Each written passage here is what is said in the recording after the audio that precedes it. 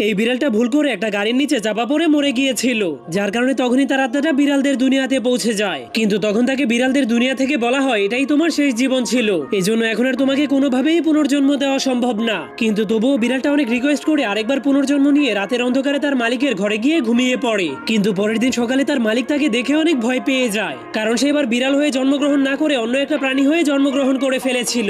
এরপর সে বাহিরে গিয়ে তার মালকিনের বয়ফ্রেন্ডের উপর আক্রমণ করে দেয়, কিন্তু তখনই ছেলেটা সেখান থেকে সরে যায়, যার কারণে সে সোজা গিয়ে একটা কারেন্টের তারের সাথে শক খেয়ে আবারও মরে যায়। কিন্তু এবার সে একটা ইঁদুর হয়ে পুনর্জন্ম নিয়ে পৃথিবীতে ফিরে আসার পর যখনই তার মালিকের ঘরে ঢোকার চেষ্টা করে, ঠিক তখনই একটা চিল এসে তাকে শিকার করে খেয়ে ফেলে। কিন্তু এরপর সে আবার একটা তেলাপোকা হয়ে পুনর্জন্ম নিয়ে যখনই তার মালিকের কাছে যাওয়ার চেষ্টা করে, ঠিক তখনই তার মালিক ভুল করে তাকে পাড়া দিয়ে মেরে ফেলে। এভাবেই সে বারবার পুনর্জন্ম নিয়ে তার মালিকের কাছে ফিরে যাওয়ার চেষ্টা করছিল, কিন্তু প্রতিবারই কোনো না কোনো বিপদে পড়ে তার জীবন চলে যেত।